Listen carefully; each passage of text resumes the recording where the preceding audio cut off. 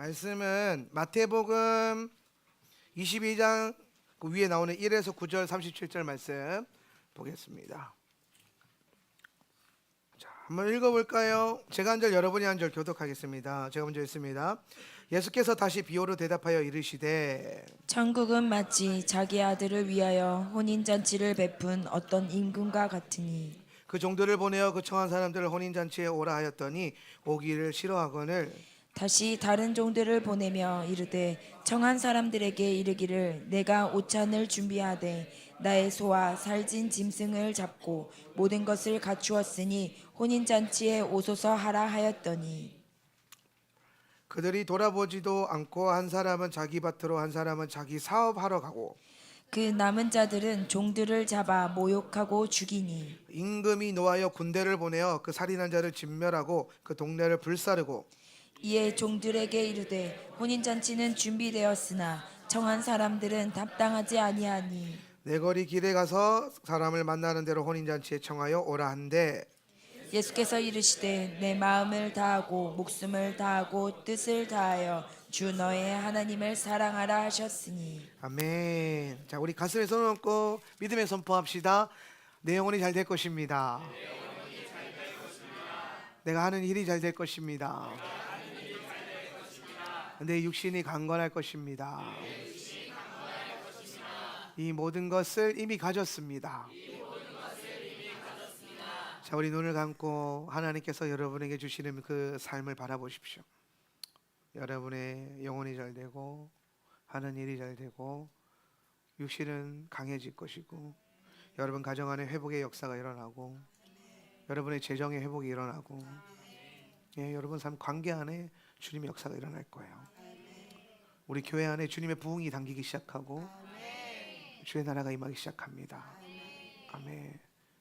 자, 우리 눈을 뜨고 옆에 있는 분들에게 블레싱 할까요? 당신은 이미 다 가졌습니다. 자, 한 가지 간단하게 이제 광고하는 거는 우리 이제 10데이즈가 오고 있어요. 10데이즈 광고 아마 계속 우리 리더들이 많이 나누고 할 텐데 이번에 강사님들 총 4분이었는데 한 분 더 늘었어요. 5분이었 4분이었죠? 4분이었는데 한 분 더 늘었어요. 호주에 계시는 스왕이라고 스티브 황 목사님 계세요. 스티브 황. 제가 줄여서 스왕이라고 스왕 목사님 그러는데 스티브 황 목사님이 오세요. 그래서 같이 이제 호주에서 오시는데 제가 이제 저희 교회 왜 너무 웃겼어? 저는 여러분이 저로 인해서 뭐 한번 웃을 수 있다면 그걸로 축하합니다. 우리 스왕이 오는데 아마 잘 못 보셨죠? 일단 저희가 호주에 계세요. 호주에서 원래 이제 그 TCC에서 디렉팅 하시다가 이제 호주 가셔서 기도회 집 다시 세우고 계신데 이분이 마지막 때와 아가서에 굉장한 권위를 갖고 있어요. 그러니까 인사이트가 있으시고 되게 신학적으로도 영적으로도 탄탄한. 그런데 이제 제가 그동안 강사로 한국에 계실 때 안 불렀던 이유가 영어가 편하신 분이에요. 한국말 하면은 이렇게 해요. 잘하세요. 근데 이제 막 바로바로 안 나오니까 막 그래서 몇 년 두고 봤는데 갑자기 요새 이제 한국 와서 막 개고기도 드시고 하시더니 한국 사람이 되셨어. 내가 지금 황당이다. 호주 목사님인데 처음 만나는데 식사 대접을 해준대요. 그래서 뭐 목사님 저 아신 대로 가시라고 목사님 개고기 먹으러 갈래요? 그래서 개고기 먹으러 그런 안타까운 상황이. 근데 이상하게 그 이후로 한국말을 더 잘하시는 것 같아요. 아무튼 이제 이번에 기회가 되셔서 한국에 들어오시는 데이비 텐트 건 때문에 아마 들어오시나 하여튼 모르겠어요. 하여튼 들어오신다고 해서 제주도에 그때 우리 모일 때 오신다 그래서 오면 또 세워야죠. 기회예요. 되게 타고난 스피커예요. 타고난 스피커고 아마 오시면 여러분에게 또 귀한 것들 나눠주실 것 같아요. 그래서 총 5분의 강사님들이 오실 거고 또 여러분이 그 시즌 가운데 하나님께서 주시는 것들을 다 잘 담아내고 잘 준비하셨으면 좋겠어요. 그러니까 이 시즌의 10데이즈는 여러분 빠지지 마세요. 하루도 빠지지 마세요. 아까워요. 정말 여러분 하나님 주시는 그 보물과 같은 시간이 될 겁니다. 자 이번 강의 보겠습니다. 첫 계명과 마지막 때의 패러다임인데요. 자, 이제 우리는 이제 첫 계명의 거의 마지막까지 왔습니다. 이 강의하고 한 강의 다음 이제 끝나는데, 이제 우리가 첫 계명을 공부함에 있어서 좀 중요하게 봐야 될 게 뭐냐면, 제가 이제 그 얘기했어요. 우리는 마지막 때라고 하는 이 부르심 앞에서, 마지막 때라고 하는 이 부르심 앞에서 중요하게 새롭게 정의해야 될 것들이 있다 그랬어요. 새롭게 정의해야 되는 것들. 그러니까 현재 교회들이 뭔가 좀 왜곡되어지고 있고, 흔히 말하면 잘못 가고 있고, 또 계속 이렇게 갔다가는 예수님이 오셨을 때에 오늘 그것들을 다 놓치게 되는 불상사가 생길 수 있는데, 그 중에 가장 중요한 게 뭐냐면 첫 번째는 교회가 무엇인가예요. 교회. 흔히 말하는 뭐 교회론 이런 걸 떠나서 우리가 교회가 가지고 있는 어떤 부르심, 또 그 부르심을 위해서 교회가 하나 되는 것, 또 교회를 우리가 연합해서 어떻게 섬기는 것. 여러분, 교회는 여러분의 예배 서비스를 제공하는 단체가 아닙니다. 교회는 그리스도의 몸이에요. 그러니까 몸을 떠나서 존재할 수 있는 지체는 아무도 없어요. 여러분의 손발 다리가 정상적인 기능을 하고 또 건강할 수 있는 이유는 한 지체로 잘 서로가 서로를 섬기고 있기 때문이에요. 근데 이게 떨어져 나간 것들은 정상적인 기능을 할 수가 없습니다. 근데 교회는 그리스도의 몸이기 때문에 기본적으로 교회가 가지고 있는 가장 중요한 것은 뭐냐면은 그리스도 안에서 하나됨을 갖는 거예요. 공동체죠. 근데 지금의 교회들은 그냥 예배하는 기관, 신앙을 각자 이런 느낌이란 말이에요. 그런 교회들이 유행하고 있어요. 그래서 제가 되게 충격적이었던 게, 제가 되게 좋아하고 존경했던 한 목사님의 설교를 좋아했었는데, 그 목사님 교회의 교회론을 듣고 제가 그분 설교를 딱 끊어버렸어요. 그 이유는 저는 한국교회 목사님 설교를 아예 안 듣는데,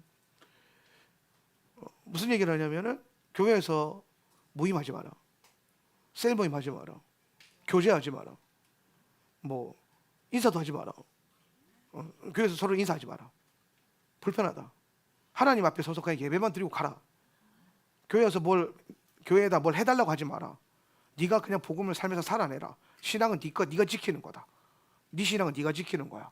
어떤 면에서는 제가 그 목사님이 그 얘기를 왜 하는지를 알아요.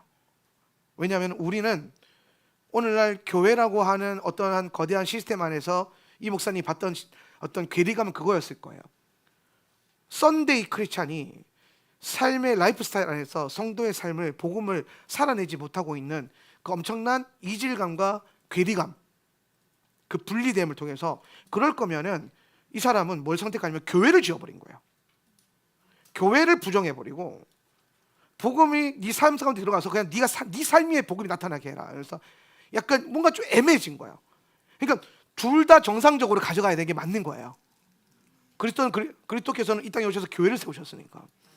그리고 그 교회는 에클레시아적인 기능과 디아스포라적인 부르심이 있는 거예요. 에클레시아적인 기능이 뭐예요? 모이는 거, 한 몸을 이루는, 그냥 예배하러 모이는 게 아니에요. 공동체로 모이고 운명 공동체로 모이고 삶을 나누고, 심지어 초대교회들은 재정도 나누었단 말이에요. 우리가 공부했던 것처럼 헌신이 있었단 말이에요.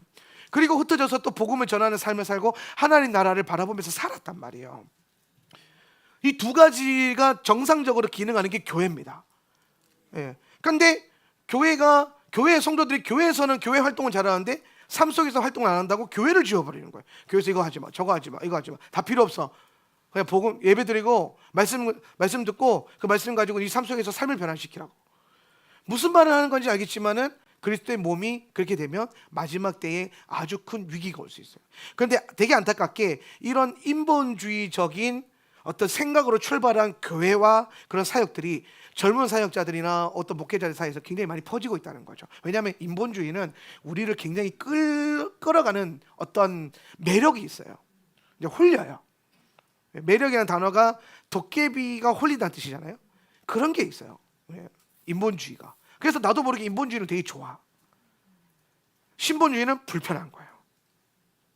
여러분의 전 재산을 내 아내를 위해서 딱 던지고 죽는 건 너무 좋아. 막 로맨티스트야. 죽기 전에 전 재산을 교회에 헌금하는 거는 왜 그랬다면서 소송 걸고 난리가 나요. 이게 무슨 말이냐면 그래도 이상하게 보는 거예요. 내 삶을 한 여인을 위해서, 자식을 위해서, 뭘 위해서, 꿈을 위해서 던지는 건 괜찮아. 근데 하나님을 위해서 던지는 거는 왜 그런 삶을 살아? 이렇게 되는 거지. 이상한 집단 아니야? 성도들이 교회 일요일만 섬기면 되지. 이게 인본주의예요. 사람의 어떤 인간적인 마음이 중심이 되는 거, 인간적인 판단이 중심이 되는 거. 그런데 오늘날 교회의 모습들이, 교회라고 하는 그 정의가 인본주의적 정의가 강해져 있고, 두 번째로 우리가 정의를 새롭게 지금 공부하고 있는 이 사랑이라고 하는 단어인데, 이 사랑이라고 하는 것도 교회 안에서 말하고 있는 사랑이 다 인본주의예요. 인본주의적인 사랑, 인간적인 판단이요, 인간적인 기준이에요. 근데 여러분, 성경은 우리에게 사랑에 대해서 명확하게 가르치죠.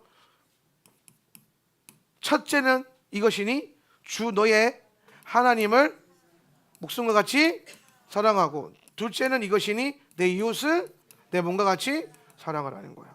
둘 다 하라는 거예요. 그죠? 네. 자, 교회도 마찬가지고, 에클레시아, 교회는 에클레시아야. 두세 사람이 모인 곳에 내가 너와 함께 하리라. 교회의 최소단이죠.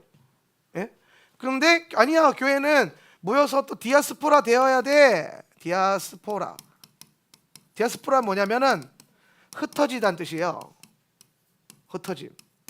흩어져서 복음을 전하고 하나님 나라를 전하는 사명을 가지고 삶으로 흩어져야 돼. 우와, 놔두세요. 네,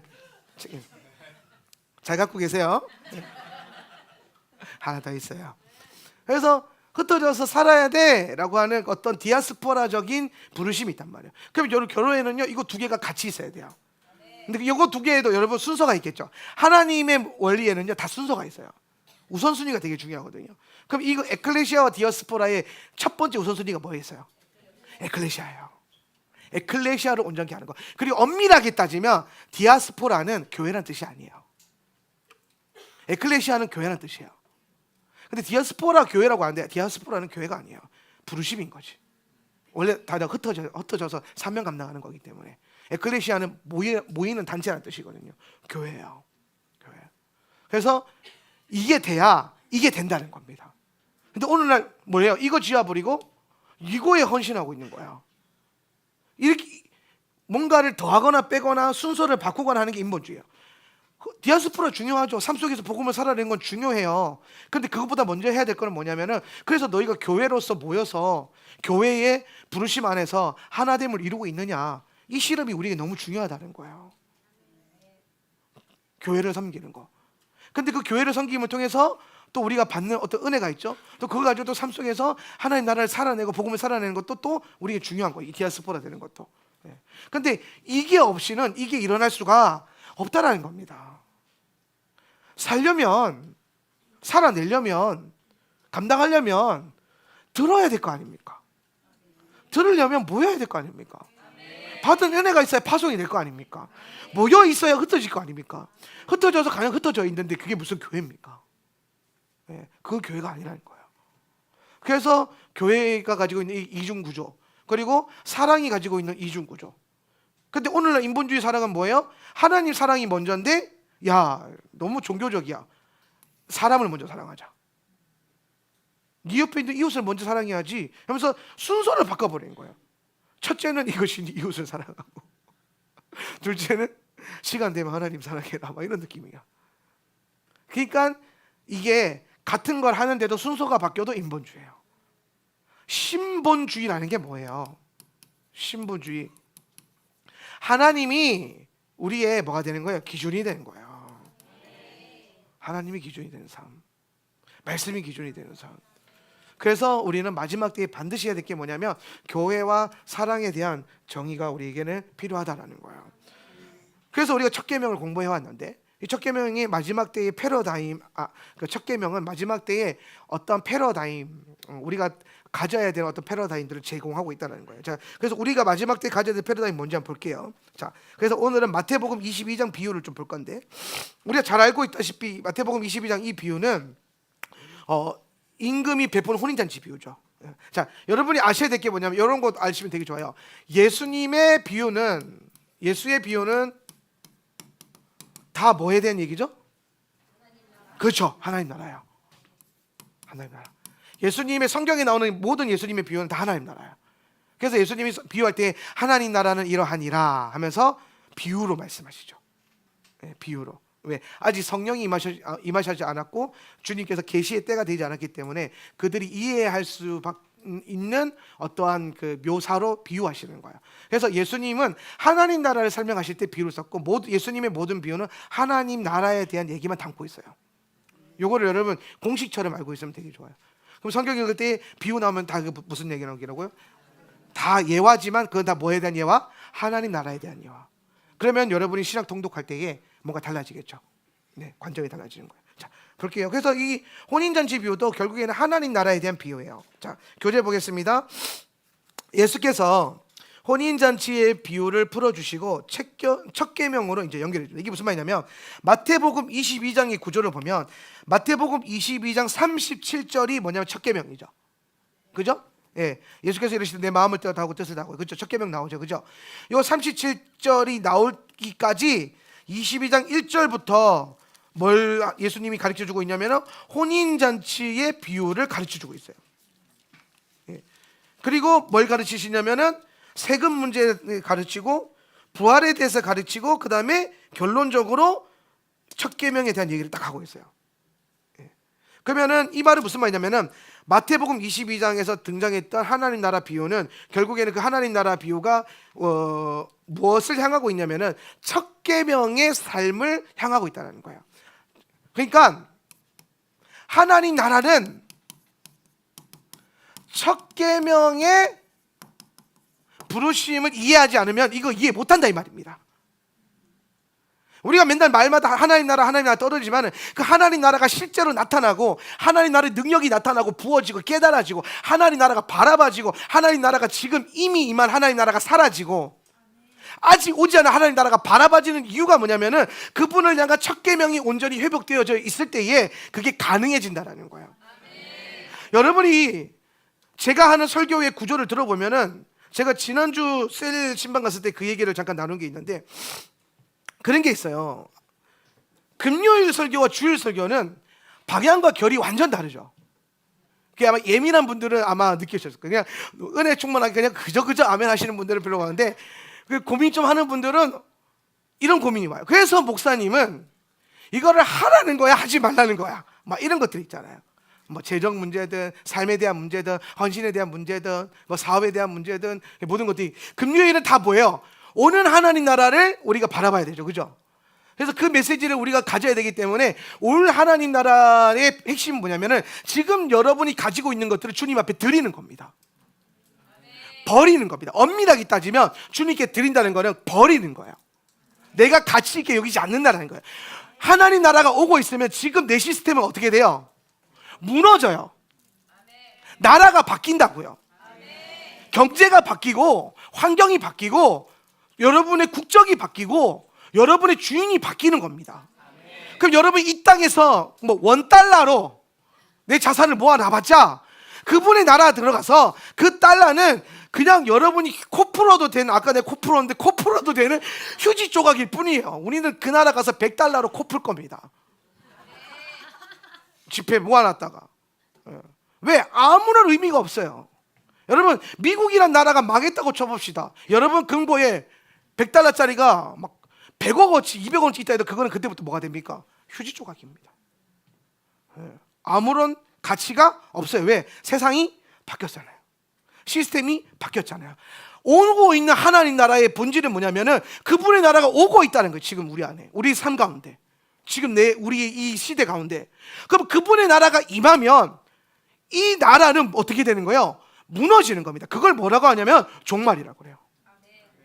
종말의 본질은 뭐냐면 지금 인간이 세워놓은 바벨탑이 무너지는 겁니다. 인간이 안정감을 느끼고 있고 인간이 목표 삼고 있는 모든 것들이 무너지는 건데, 여러분이 돈을 목표로 삼고 있다면 그 돈은 무너질 것이고, 여러분이 행복을 목표로 삼고 있다면 그 행복도 무너질 것이고, 여러분의 행복은 무너질 거고, 여러분이 인간적인 가치로 추구했던 그 모든 것들이 무너집니다. 왜? 그분의 나라가 왔기 때문에. 시스템이 바뀌는 겁니다. 언어 바뀝니다. 하나님 나라 언어로 바뀝니다. 다 바뀌는 겁니다. 그러니까 여러분 하나님 나라가 오고 있다는 이 메시지 앞에 우리가 할 수 있는 가장 탁월한 훈련은 뭡니까? 무너질 거니까 관심 갖지 않고 버리는 겁니다. 버리는 거. 그래서 우리는 날마다 금요일마다 오는 하나님 나라의 메시지를 들으면서 이제 뭐 하는 거예요? 한 주간 열심히 벌고 모으는, 지금 임한 하나님 나라에 살았잖아요. 지금 내 삶 가운데 역사하고 있는 하나님 나라, 희년의 역사, 축복의 역사를 모아왔잖아요. 그리고 금요일 가서는 여러분이 그거를 버리는 연습을 하는 겁니다. 이거는 부딪히거나 딴말하는 게 아니라 하나님 나라에, 내가 이거 얘기했잖아요. 이거 진짜 우리가 잘 알아야 돼. 하나님 나라는 뭐라고요? 이미와 아직의 긴장 가운데 있다는 거예요. 그럼 여러분이 지금 이 시대를 살아가는 여러분의 마음은 약간 뭐가 있어야 돼요?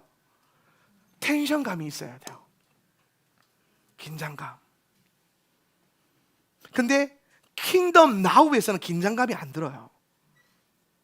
그래서 주일은 여러분 긴장감이 안 들죠. 막 다 할 수 있을 것 같고, 막 행복해질 것 같고, 능력이 나타나고, 나를 헤아려 했던 모든 것이 선으로 바뀌어지고 막 예! 하고 나가는 겁니다. 왜? 주일은 그거 하라고 하는 거예요. 왜? 이미 임한 하나님 나라를 또 우리 놓칠 수가 없어요. 제가 아까 항상 하나님은 이중 구조를 말씀하신다고 그랬죠. 그거 두 개 중에 하나를 선택하면 된다, 안 된다? 안 된다는 거예요. 하나님은 둘 다 던져서 그 두 개를 우리가 동시에 추구하면서 하나님의 그 온전한 뜻을 우리가 알기를 원하는 거예요.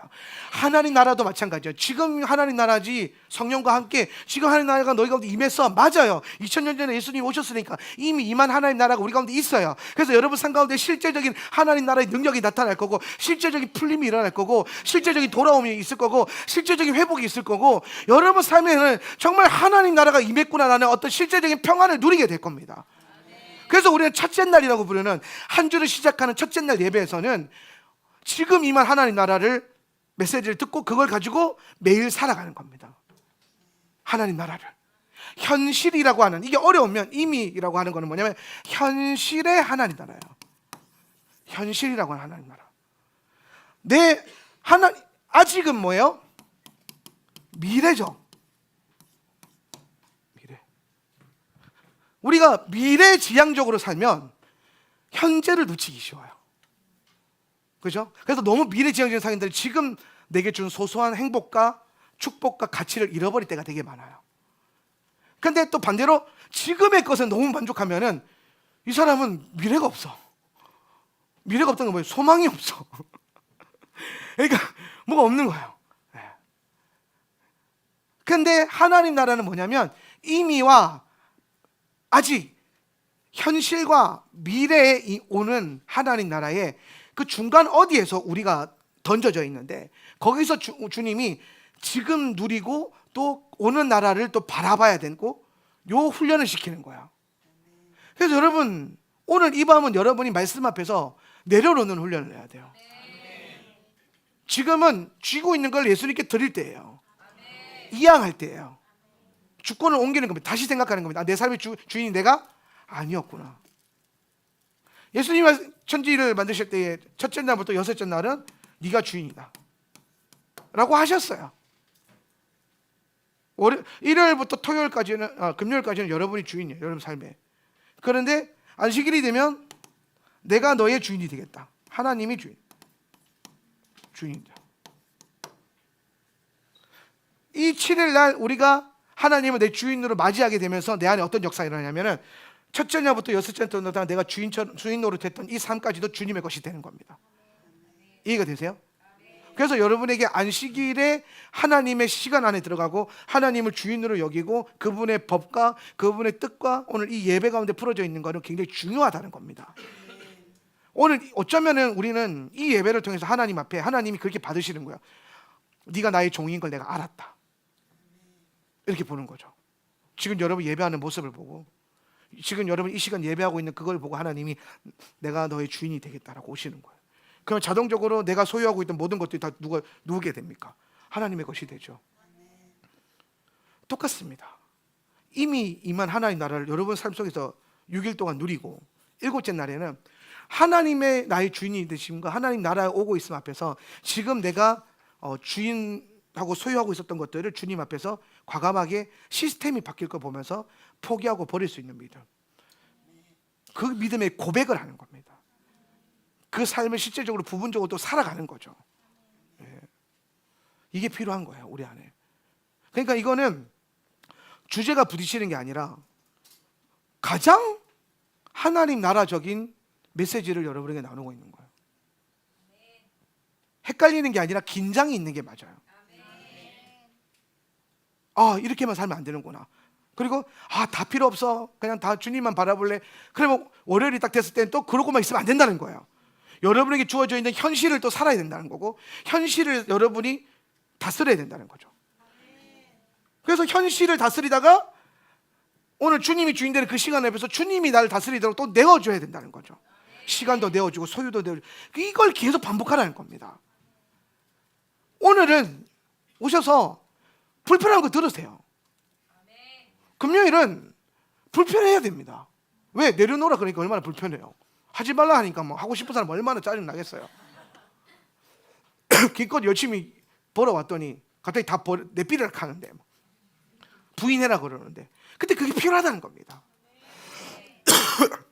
그리고 다시 우리에게 첫째 날에 블레싱이 왔을 때 하나님 우리 삶의 현실을 조명시켜 주는 거죠. 자, 이제부터 또 너의 삶을 기경해라.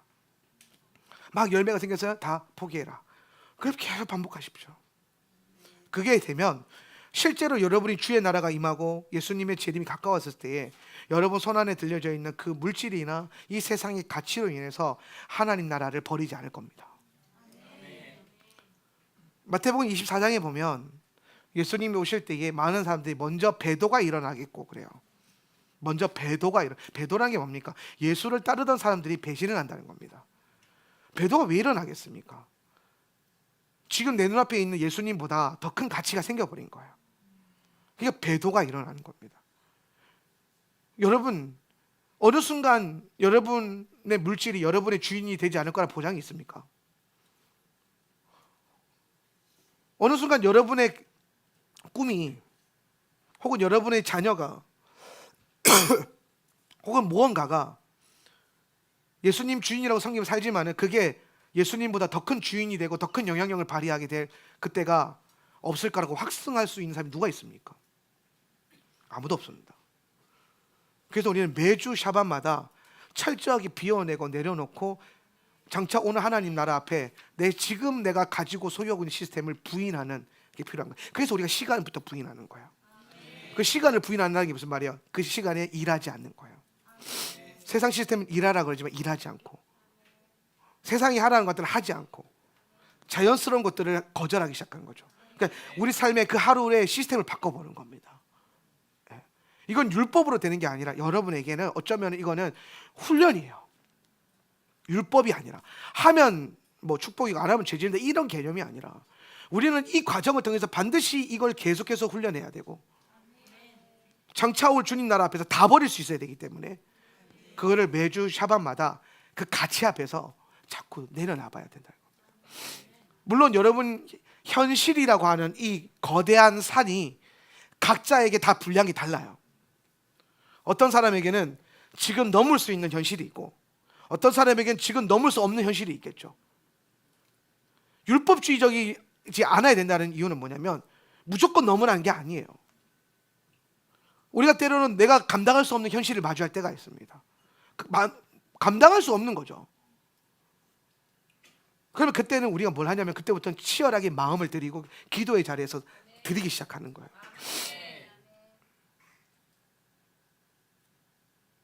타협하지 않는 거죠. 그리고 하나님 앞에 기도하기 시작하는 거죠. 하나님 진짜 내 주인이 되달라고. 예전에 한 집사님이 제게 와서 물어본 적이 있습니다. 저는 이제 연중 11조 설교를 늘 하니까 11조는 정말 중요한 겁니다. 근데 어떤 분이 와서 이제 심각하게 제게 이렇게 물어봤어요. 목사님, 제가 빚이 얼마가 있습니다. 빚이 많습니다. 그런데 빚이 있는데 11조를 하려고 하니까 너무 부담이 된다는 거예요. 100% 이해됩니다. 저도 그런 시절이 있었으니까. 어떻게 해야 됩니까, 목사님?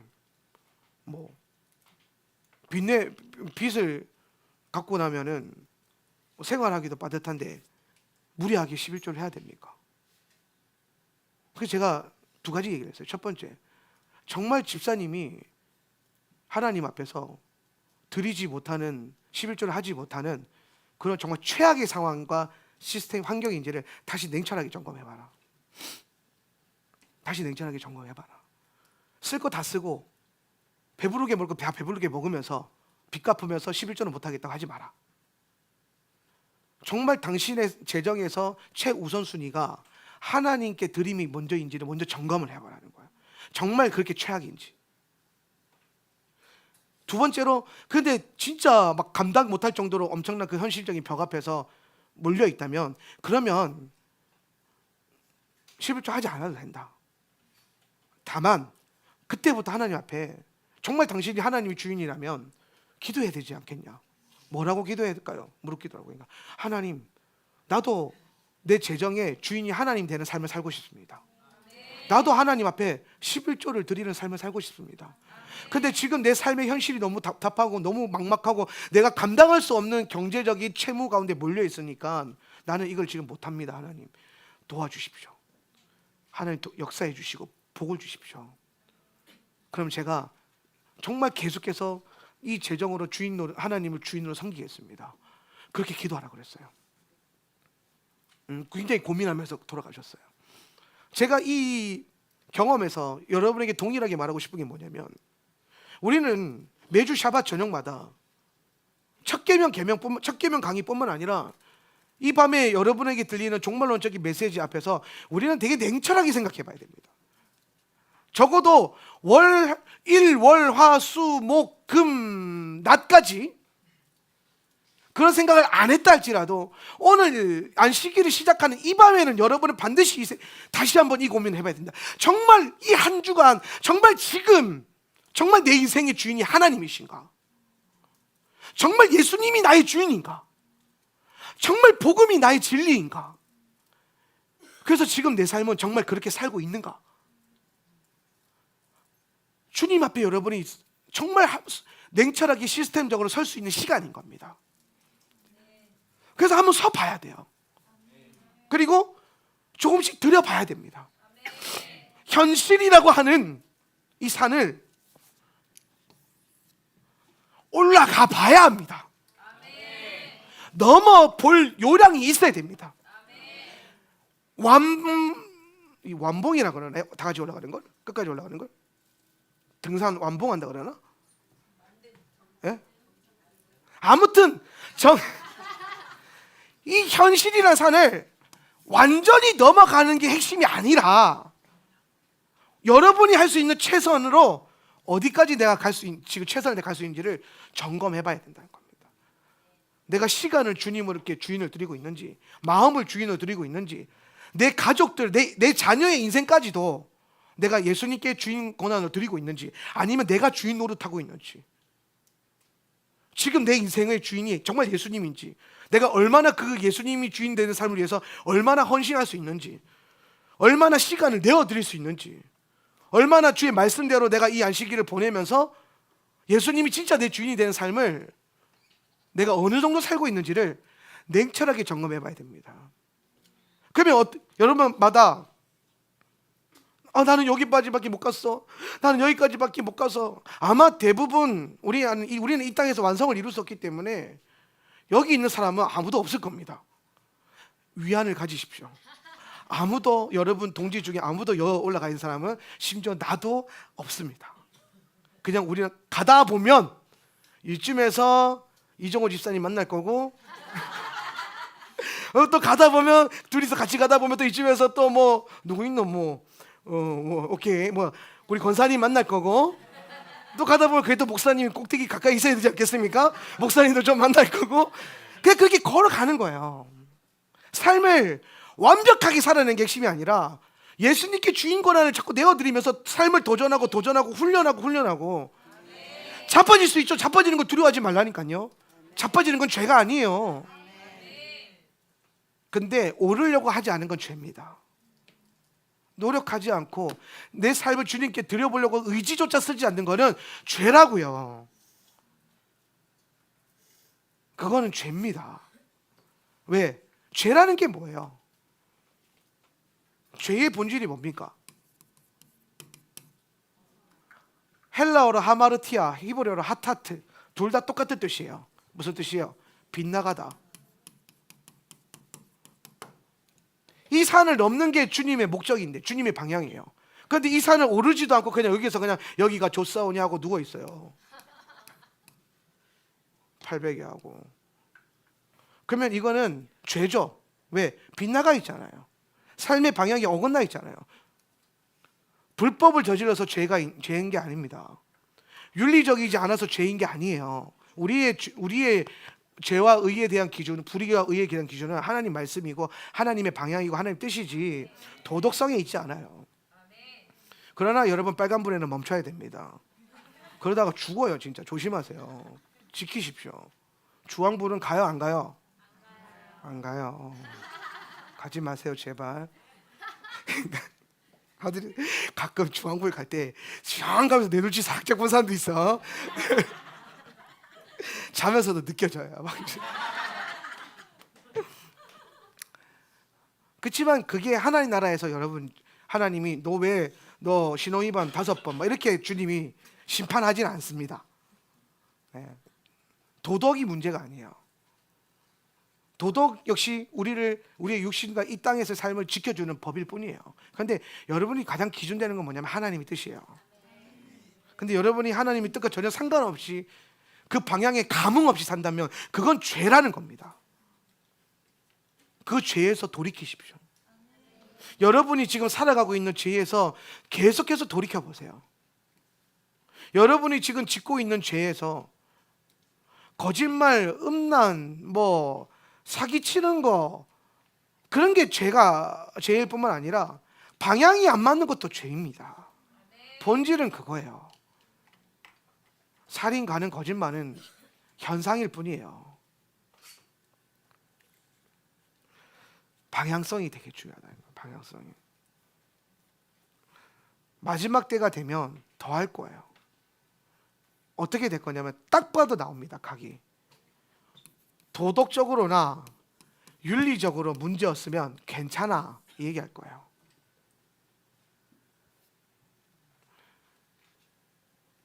여러분이 교회를 판단하는 기준도, 여러분이 하나님의 종들을 판단하는 기준도 도덕과 윤리가 먼저가 돼서 안 됩니다. 주님의 뜻이어야 돼요. 여러분이 하울람을 다니면서 그리스도의 몸을 이루는 것도 여러분이 가지고 있는 인간적인 기준이 되어서는 안 돼요. 교회는 뭐다? 부르심이다. 방향이라는 거죠. 방향. 마지막 때라고 하는 그 방향을 향해서 여러분, 이거는 다양한 모양으로 갈 수 있지만 같은 길을 가야 된다 이 말입니다. 어떤 사람은 차를 운전할 수도 있고, 어떤 사람은 걸어갈 수도 있고, 어떤 사람은 각자 다양하게 사역이 다양하고 바라보는 어떤 그 비전이 다양할 수 있고 다 다양할 수 있어요. 그러나 방향은 같아야 돼요.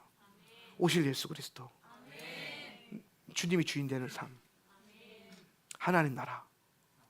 오늘 그 하나님 나라가 오고 있고, 그리고 지금 내 삶 가운데 임했다라는 그 선명한 부르심이 있어야 됩니다. 저는 여러분이 마지막 때에 되게 성숙한 크리스천들이 되기를 원해요. 근데 도덕적으로 윤리적으로 말고, 그렇다고 나가서 불법을 지르지라는 게 아니에요. 성령께서 역사하셔서 여러분 안에 있는 모든 비도덕적인 것들도 회복시켜 주시기를 원해요. 바닥에 쓰레기 버리지 마시고. 근데 그게 중요한 게 아니라는 거예요. 정말 여러분 안에, 여러분 인생의 방향이 예수님이 주인인가, 정말 예수님이 원하는 삶을 내가 살고 있는가, 이거에 대한 점검이 적어도 이 금요일 밤에는 있어야 되고, 그리고 오고 있는 하나님 나라의 시스템에서 가장 중요한 게 뭐라고요? 지금 내가 누리고 있는 시스템은 뭐가 된다? 무너진다는 거예요. 이게 망해야 된다는 겁니다. 그거를 잊어버리면 안 돼요. 지금 여러분이 살고 있는 이 세상은 망가진 게 아니라 무너질 거라는 겁니다. 지금 여러분이 바라보고 있는 이 시스템, 누리고 있는 이 모든 것들은 무너질 거라는 겁니다. 종말은요, 무너지는 겁니다. 왜? 다른 시스템이 오고 있으니까. 아멘이 되십니까? 여러분, 이게 여러분에게는 불편합니까? 아니면 위험해 보여요? 제 이런 메시지들이? 그냥 성경이 있는 그대로 말하는 거예요. 어제 제가 어떤 목사님과 대화하는데 목사님이 그런 거예요. 제 사역을 설명해 줬더니, 마지막 때와 이런 것들 설명해 줬더니, 목사님 너무 위험하지 않아요? 그런 거예요. 그래서 좀 처음에 이해를 못했어요. 그리고 나는 너무 평안한데 목사님 살아오른 판 걷는 그런 기분이겠어요? 위험하지 않아요? 이러는 거예요. 나는 너무 평안하고 좋은데 왜 내보고 위험하다고 그러지? 그래서 무슨 의미예요, 목사님? 물어보니까 꼭 예수님의 재림을 말하지 않고 꼭 종말을 말하지 않고 목회를 할 수 있잖아요. 그럴 수 있죠. 네. 근데 그걸 굳이 말하면서 그렇게 위험하게 거기서 위험하다는 게 내가 뭐 그런 말을 해서 뭐 공격받는 걸 말하는 거냐 했더니 뭐 그럴 수 있죠.